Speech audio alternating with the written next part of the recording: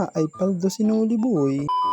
Magandang araw sa inyo. Andito nga pala ako ngayon sa Motor Trade Mulanay, Quezon Branch. At samahan nyo akong pumili ng makakabayuhan. Este motor pala nga ni. At sa pagkadami-dami ng mga motor na ito ay ako'y nahihirapang pumili. Dahil sa pagkadami-dami ng mga ito ay yan ang gaganda pati. Mabuti na lang at ako'y may kasamang buntis na magaling kumilatis.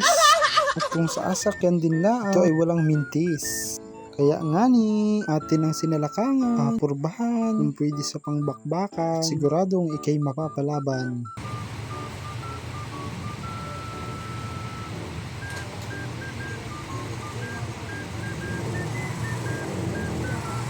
Ay pwedeng na nga nito. Habang nag-process nga ni kami, itong si Mrs. Paredes ay gunos na. Tinabot na nga ni kami ng gabi, siya daw ay nagugutom na. Kaya nga ni ay dinali-dali ko na ang pagbibilang nito. Ating abayaran na. Baka magbago pa ang isip ay mapurnada pa. At ito na nga ni, nailabas na natin ang ating kapartner sa panghanap buhay. Hanggang dito na lamang. Salamat sa panonood.